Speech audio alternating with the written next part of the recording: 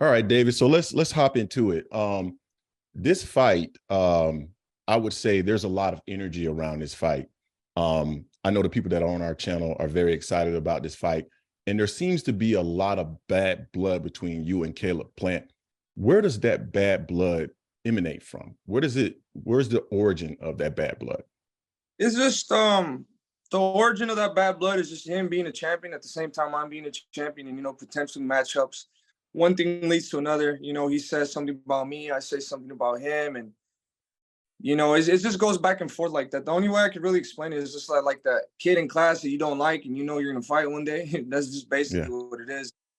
He talks a lot. I say a lot of stuff about him. So I mean, at the end of the day, it's just gonna be bad blood because I really want to get in there and I really want to hurt this guy, and I'm sure he wants to do the same thing to me. But I feel like the fans, I feel like it's better for the fans because it creates a little bit more buzz. You know what I mean? Like the WWE, they got their rivals. They got the good guy and the bad guy.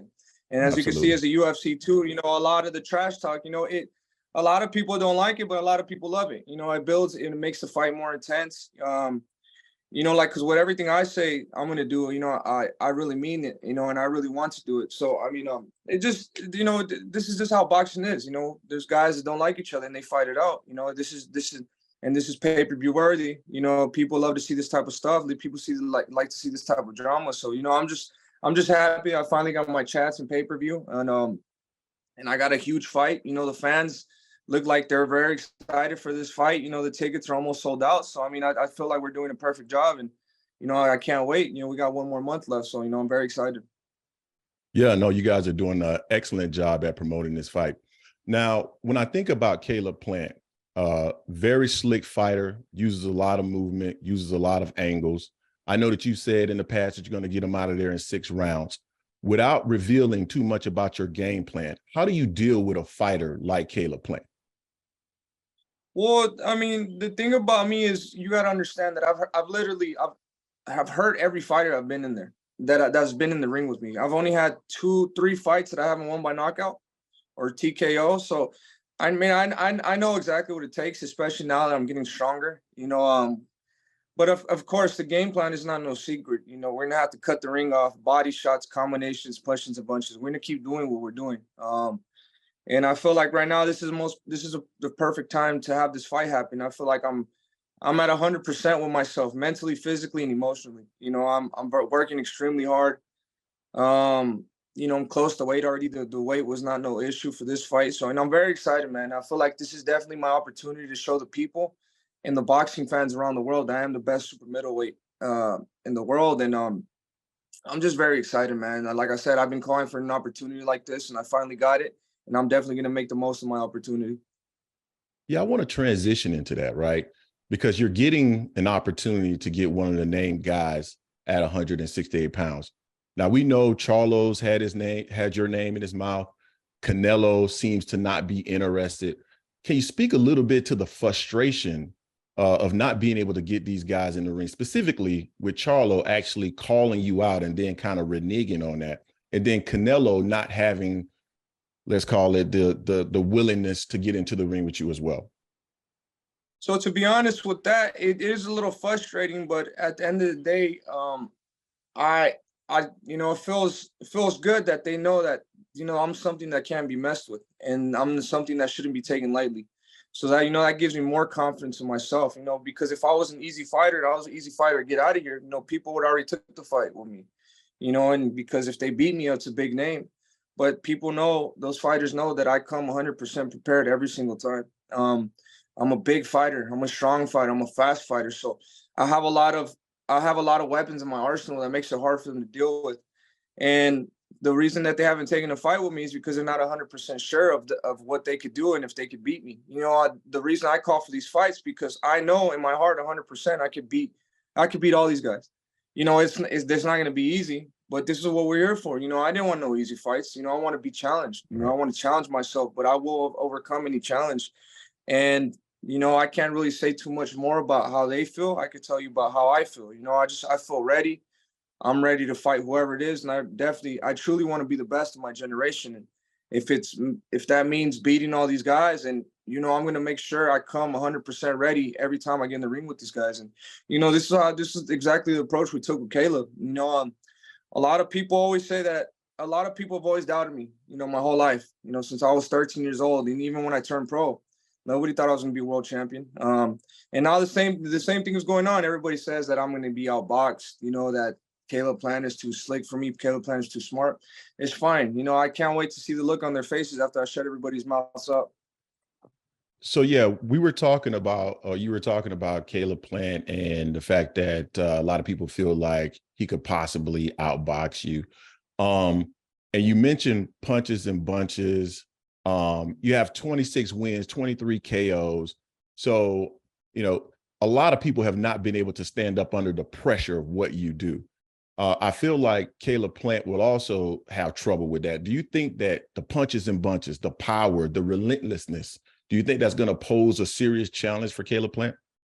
You know, yes, definitely. It's just with me, it's a different type of power in there. You know, I feel like I do a lot of stuff that people don't think that I could do. You know, like my defense is good, my jab is good. I have everything I need, you know, to beat Caleb Plant. Body shots, combinations, good hooks. If you see Caleb Plant's fights, he moves good, but he doesn't really move around too much. He's not really a runner. He moves around good, but there's a lot of times where he's really stationary. You know what I mean? I'm a bigger guy. You know, I feel like I have more power and more speed. So, I mean, and at the end of the day, this is a fight. You know, people can say whatever they want to say about the sweet science, but this is a fight at the end of the day. There's going to be times where we're both going to be trading and we're both going to be hitting each other.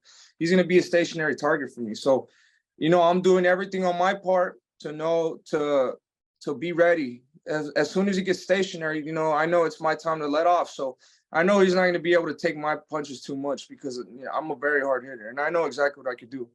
And I know the good thing about me is too, I have a great second gas tank. You know, I have a great second wind.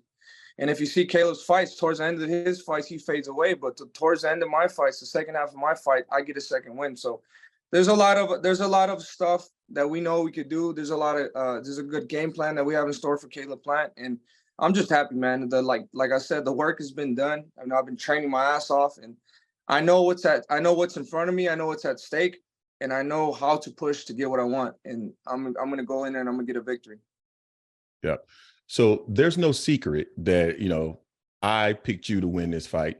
So I kind of want to head towards like what's next for you after you win this fight, because I know you feel the same. You're going to win this fight. I know that there's an opportunity to probably move up.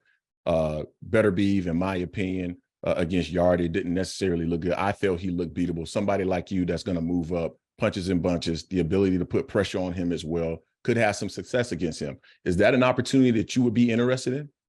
Okay, yeah, I feel like after this fight, the only fight that makes sense for myself and for the fans is to get the fight with Canelo. You know, we're already got the foot in the door, you know, so I feel like that's one of my dreams. I want to accomplish is being unified world champion at 168. And after I beat Caleb Plant, this fight with me and Canelo is going to be even bigger than it was before. So that's definitely the plan, and I feel like that's what's going to happen next. You think he'll take the fight?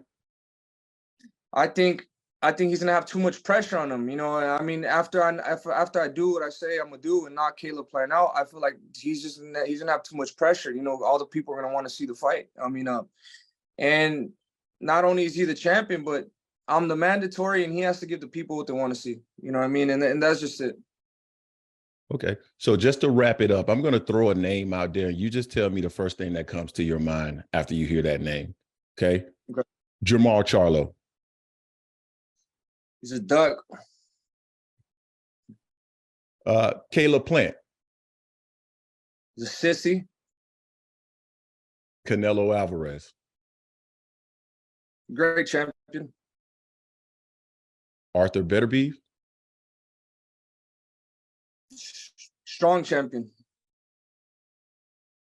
Errol Spence. A legend. Terrence Crawford. Legend as well. Last one, Gervonta Davis. Another legend. Awesome, man. David, I really, really, really appreciate your time, man. It was a pleasure talking to you. Yes, sir. Thank you.